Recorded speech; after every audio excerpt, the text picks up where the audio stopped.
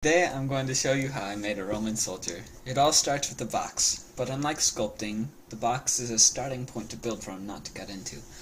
A few stretches, extrusions, and moving points around, we get the basic shape of our Roman lorica segmentata.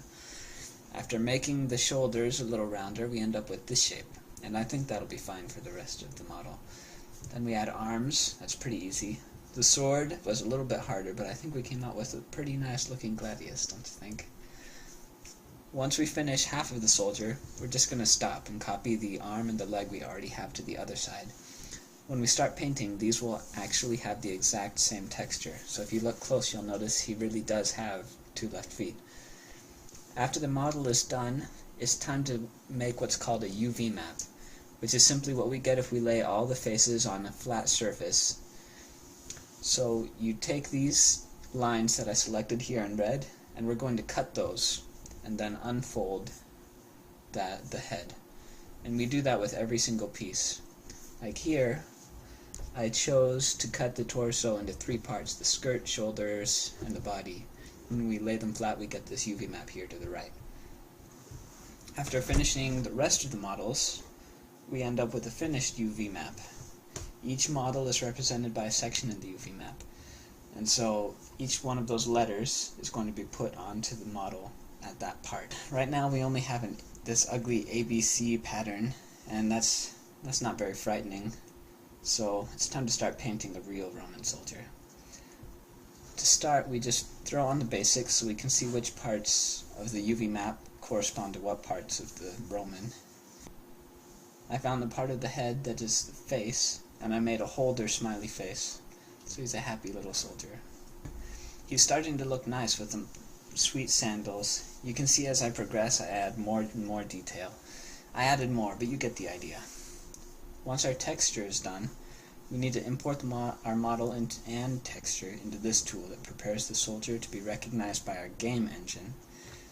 So we import each piece one at a time, and we tell the preparer which part is connected to what. Our final texture looks something like this, but don't worry, the parts you can still see will be colored according to the soldier's team.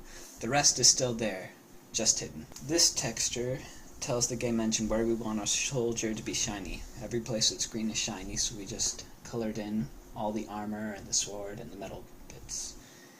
Now we can put our little soldier into the game and start animating him. After some basic animation, you can see that I made some mistakes. Human arms don't really move like that. When we jump back into the preparing software, we tell the arm pieces that they should hinge in the right place, and things look a lot better. You can see on the right our animation code that I wrote up. This is 2 Roman soldiers animated and put into the game. Watching the fight is fun, but come on, just do. Romans fought in centuries, so let's see one. That's more like it. They're really, really shiny. Now, let's watch a battle between 2 centuries.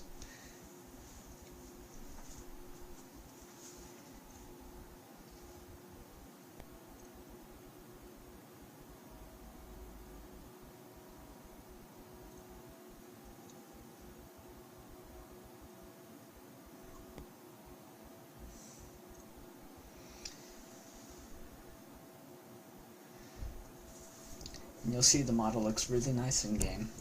The animation works, and they're quite happy to just hack away at each other. Not quite as elegantly as the real Roman soldiers might, but I think it looks pretty nice.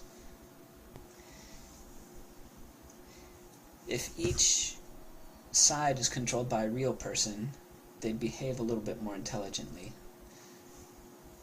We can say that that's as if they actually had a centurion helping them. Tactically, anything is possible.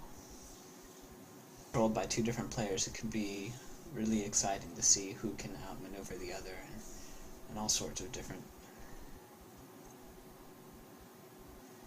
Tactically, anything is possible.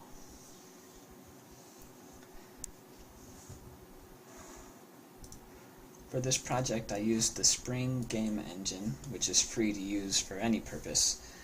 I take credit for the model and the textures and the slashing animation. Thanks for watching the video. This project was really rewarding to me. Now anyone can simulate their own battles against another human opponent. It's really fun. I think I might do it with my brother a little bit later.